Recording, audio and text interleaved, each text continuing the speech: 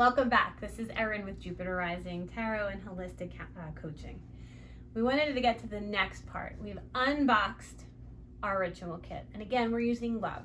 And this particular kit is good for self-love and promoting self-love.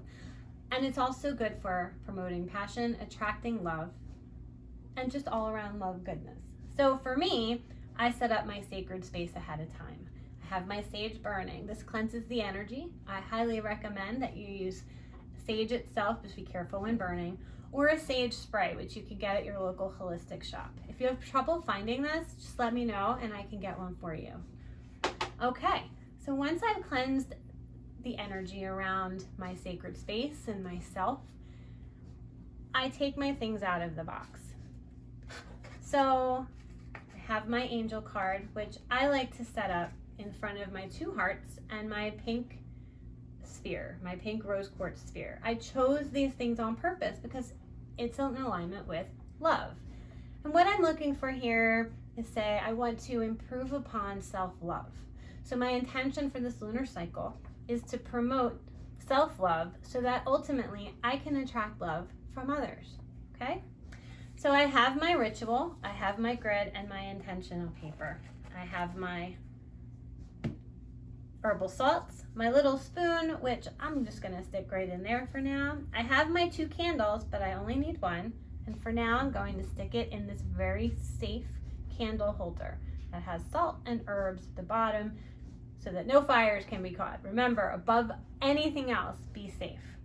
And finally, I have my oils. So one of the things that you can do with your oils is to anoint all of your tools. It's just a matter of opening it up, breathing in the fragrant oils, and taking in and breathing out your intention. I want to build self-love for myself so I can attract love in the future. I will always associate these scents and the colors of these crystals with my intention. So when I carry it with me and when I take it out and breathe it in, when I anoint my candle, I can anoint my card. I can even anoint my crystals. And they're all imbued with the sacred intention that I have already placed and charged all of your tools with. So once you've done that, you can even do your paper and your grid. Remember, this is your ritual, your intention. So make sure that you do what feels natural and comfortable to you. So I have my angel card so I can see it, and I've decided that I'm going to start with my grid. So if you would like to take a look at the grid and how I do this, you're more than welcome.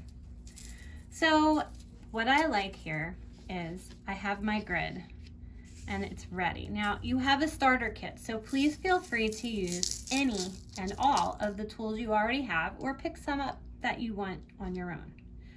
Now the way I worked this particular grid is this way. So as you can see, I'm placing each of my crystals, and in this case it's green aventurine, garnet, rose quartz, and red tiger's eye. All of these crystals were chosen in alignment with the idea of love. I've also added pink opals. So these remember, you don't need to have big crystals for your grid, and you don't need to pack your grid with crystals unless you choose to. But since I like to do things like this, I figured I would link your oils and your herbs with the pink opal. So I gave you plenty to put a couple of these on every little dot on here.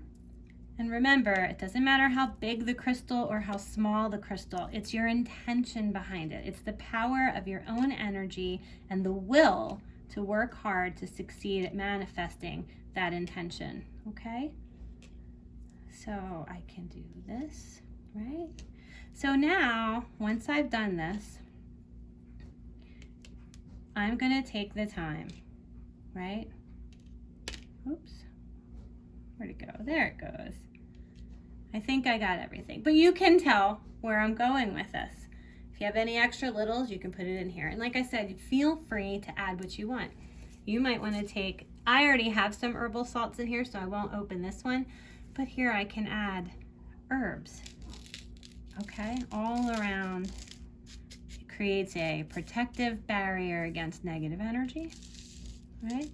And all of the herbs are in alignment with this particular intention. So please feel free to gussy up your grid any way you like. There is no wrong answer.